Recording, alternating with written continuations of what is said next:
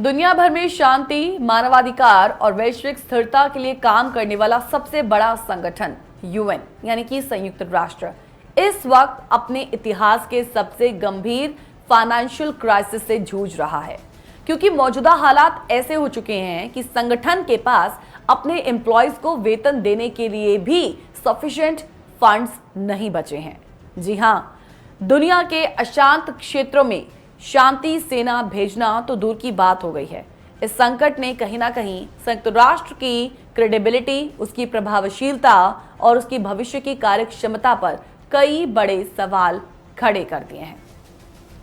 बात हो रही है यूएन फंडिंग की। इस संकट की सबसे बड़ी वजह प्रमुख दानदाता देशों की ओर से वित्तीय योगदान में देरी है या कटौती है। अमेरिका, जो कि यूएन के सबसे बड़े योगदानकर्ताओं में से एक है, उसने 19,000 करोड़ रुपए की अपनी हिस्सेदारी रोक दी है। ये निर्णय पूर्व अमेरिकी राष्ट्रपति, जिनका अब सेकंड टेन्योर शुरू हुआ है, उन्होंने फर्स्ट नीति से प्रेरित बताया गया। हालांकि उनके फर्स्ट टेन्योर में भी ये जो बातें हैं वो कही गई थी, लेकिन क्योंकि अब वो एक बार फिर से राष्ट्रपति की जो कमान है वो संभाले हुए हैं, तो इस पर उन्होंने अपनी बात करनी शुरू की है।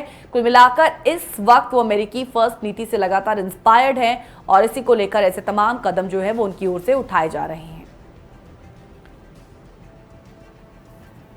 और जब हम इस नीति की बात करते हैं तो अमेरिकी संगठनों में अमेरिका की भूमिका और व्यय पर पुनः विचार की बात सामने आई है। 2025 में संयुक्त राष्ट्र का कुल बजट 32,000 करोड़ रुपए है, लेकिन अमेरिकी योगदान ना मिलने के कारण संगठन को 17 यानी कि लगभग 5,000 करोड़ रुपए की कटौती करनी पड़ रही है। इसका जो असर है वो सीधे शांति अभियानों और मानवाधिकार परियोजनाओं और प्रशासनिक खर्चों पर पड़ रहा है। इस संकट से उबरने के लिए संयुक्त राष्ट्र ने 3,000 कर्मचारियों की छंटनी की योजना बनाई है। ये कर्मचारी विभिन्न एजेंसियों, विभागों में काम करते हैं, जिनमें WHO है, यूनेस्को है, यूनिसेफ है, UNDP है। ये तमाम संगठन शामिल हैं और इससे न सिर्फ हजारों परिवार प्रभावित होंगे, बल्कि उन परियोजनाओं पर भी असर पड़ेगा जो स्वास्थ्य, शिक्षा, बाल अधिकार और गरीबी उन्मूलन जैसे क्षेत्रों में काम कर रही थी। अमेरिका यदि लगातार दूसरे साल भी अपनी अनिवार्य सदस्यता फीस नहीं देता है तो वो संयुक्त राष्ट्र महासभा में अपना वोटिंग अधिकार खो सकता है। यूएन चार्टर के आर्टिकल 19 के अकॉर्डिंग यदि कोई मेंबर देश 2 साल तक अपने बकाया भुगतान नहीं करता है तो वो वोट देने के अधिकार से वंचित हो जाता है। अमेरिका से पहले वेनेजुएला, ईरान और कुछ अफ्रीकी देश इस स्थिति का सामना कर चुके हैं।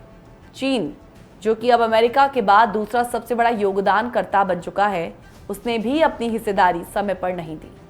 2024 में बता दें कि चीन ने अपनी फंडिंग 27 दिसंबर को भेजी, जिससे यूएन उस राशि को समय पर खर्च नहीं कर पाया।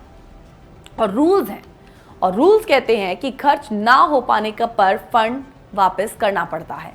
अब एक्सपर्ट्स कहते हैं कि चीन डेलिबरेटली देरी कर रहा है ताकि वो संयुक्त राष्ट्र में नीतिगत फैसलों में आर्थिक प्रभाव हासिल कर सके। और बाकी देशों का रुख अगर बात करें तो 2024 में 41 देशों ने अब तक कुल 7,000 करोड़ रुपए का जो फंड है वो चुकाया नहीं है, और इनमें है Mexico, Venezuela, Argentina.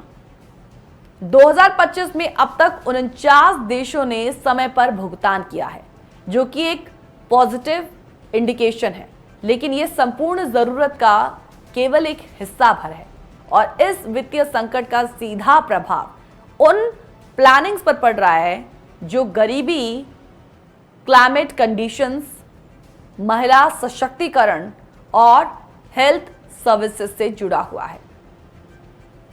Syria, Sudan, Yemen और अफगानिस्तान जैसे देशों में चल रहे यही शांति कैंपेन्स, इनकी फंडिंग कटौती के कारण वहां की स्थिति और अधिक बिगड़ सकती है। अब सवाल यह है कि समाधान क्या है।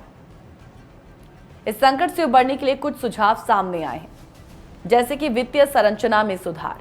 अब यूएन को चाहिए कि दानदाता देशों पर कम निर्भर रहते हुए वैकल्पिक फंडिंग मॉडल विकसित किया जाए, जैसे सार्वजनिक निजी भागीदारी, वैश्विक टैक्स प्रस्ताव या डिजिटल मुद्राओं का उपयोग।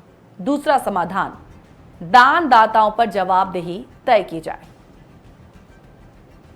समय पर योगदान ना देने वाले देशों पर प्रशासनिक दंड या अस्थायी निलंबन जैसे कदम उठाए जा सकते हैं।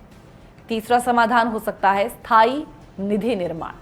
आपातकालीन स्थितियों से निपटने के लिए यूएन को एक स्थायी रिजर्व फंड की स्थापना अब तो करनी ही चाहिए। कुल मिलाकर आज चुनौती बन चुकी है इस साख को बचाए रखने की। यदि संगठन अपने बजट संकट से नहीं उबरता है तो न केवल उसके मिशन प्रभावित होंगे बल्कि दुनिया में शांति और सहयोग की अवधारणा खतरे में पड़ेगी। तो ये समय है जब सभी सदस्य राष्ट्रों को एकजुट होकर जिम्मेदारी निभानी होगी, अन्यथा वैश्विक व्यवस्था एक बड़े असंतुलन की ओर बढ़ सकती है।